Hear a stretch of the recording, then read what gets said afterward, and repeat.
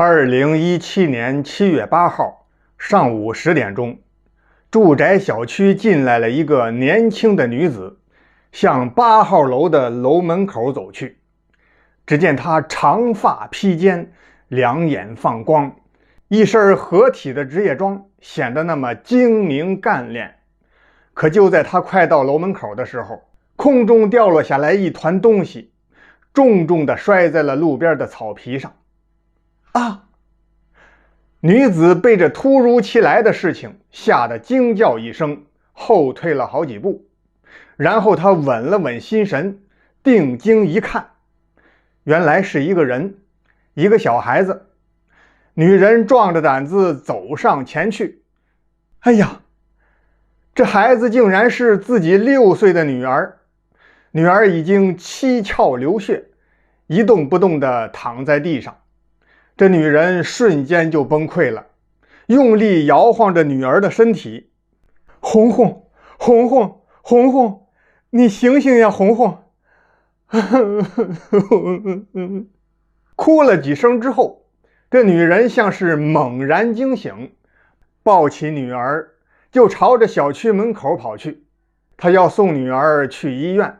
这时候8号楼的楼门口跑出来一个男人，他一眼就看到了女人的背影，发现女人抱着孩子，他立马就追了上去，边追边喊：月琴，你等等，等等我！原来女人的名字叫月琴，追月琴的男人是她的前夫，名叫马哈。今天刚好是周六，月琴是想趁着周末休息来看看宝贝女儿，顺便带孩子出去玩一圈，吃点好吃的。可万没想到会发生这样的事情。医院很近，就在小区路对面。医生看过孩子之后摇了摇头，孩子已经走了，你们节哀顺变吧。孩子死了，月琴痛哭失声。哭了一会儿，他抬起头盯着马哈，大眼睛射出2道寒光。马哈，这是怎么回事？红红怎么会摔下来？你为什么让她摔下来？月琴，你别生气，这都怪我没看好孩子，他是不小心掉下楼的。是吗？他这么小，阳台那么高，无缘无故他爬上去干什么？我也是一时没注意，等他掉下来了，我才发现的。月琴并不相信前夫马哈的话，觉得这其中必有隐情，于是他就报了警。警察很快到家里勘察现场。马哈的家住在17楼，3室2厅的房子，南北通透，比较宽敞。女儿红红就是从北侧小卧室的窗口掉下去的。警察在现场取了证，然后就问马哈：马先生，事发的时候你在干什么？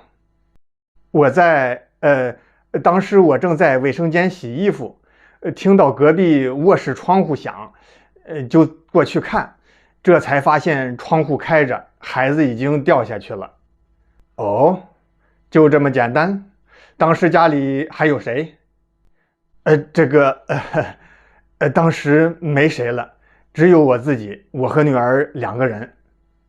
那好吧，我们先回去分析现场物证，有问题随时再联系你。警察说完，跟马哈和月琴分别握手，然后转身离去。在跟马哈握手的时候，警察就发现他的手心冰凉，还湿漉漉的，全是汗水，就知道他心里必定有事儿。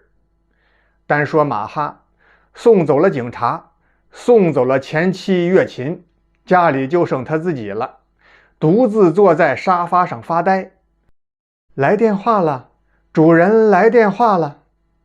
突然手机铃声响了，马哈一惊，赶忙拿起手机，果然是金莲打来的。金莲是马哈的女朋友，俩人认识1年多了，最近正在商量结婚的事情。今天上午出事的时候，金莲就在他的家里，女儿红红坠楼，跟金莲有直接关系。现在金莲打电话是想问问红红的伤势如何，马哈的前妻月琴，另外主要是警察是否发现了什么。马哈就说红红她死了，现在尸体在医院太平间呢，警察到家里来了一趟，到处看了看，然后就走了，应该没事儿。过了几天，的确如马哈和金莲所愿，警方没有任何动静，好像这事儿就这么过去了。马哈和月琴一起忍着悲痛，找好了一处偏僻的荒地，打算把红红埋葬在那里。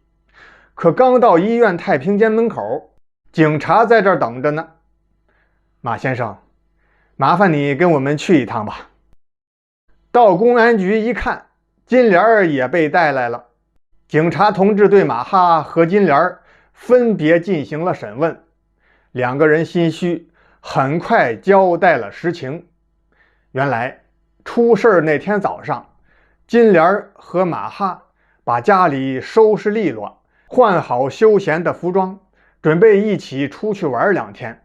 说好的月琴来接女儿，所以他们就等着月琴来了，把红红接走之后，他俩便驾车出游，享受2天二人世界。可这红红忽然不干了，她说不想跟着妈妈，要跟爸爸和阿姨一块儿出去玩。马哈和金莲就劝她，但红红就是不听，最后竟然跑到窗口，踩着凳子爬上窗台，说不答应带着她的话，她就跳下去。马哈和金莲心里都清楚，这孩子呀，一直不喜欢金莲，现在突然要跟着他俩出去，就是想着给他们捣乱。可孩子这么小，又挺倔，现在爬上了窗口，十分危险。两个人就好言相劝，可能是持续的时间有点长了，金莲有点着急，趁着马哈跟红红正说话的机会，他猛冲过去，就想着把孩子拉进屋里来。可万没想到，这红红反应很快，一看金莲朝自己冲过来，就猛然往后一躲。可他忘了后面不是平地，而是17层楼的高度。就这样一失足掉落下楼。马哈跟金莲都傻了，愣了几秒钟之后，马哈飞奔下楼去救女儿。金莲呢，本来在马哈身后跟着，可等他出了楼门，一看月琴在前面抱着孩子，他就没敢露面，偷偷的回家了。等到了晚上，才鼓足勇气给马哈打电话询问情况。事实调查清楚之后，金莲因为过失伤人，导致红红的死亡，在监狱里待了3年。出狱之后，与马哈举行了婚礼。转过年来，为马哈生了一个女儿，取名叫思红，意思是思念死去的红红。可后来马哈与金莲的婚姻也出现了问题，在思红6岁的时候，他们离婚了。马哈本想再找对象，可他忽然想到，红红就是6岁死的，现在思红也6岁了，我还是慎重考虑找对象这件事情吧。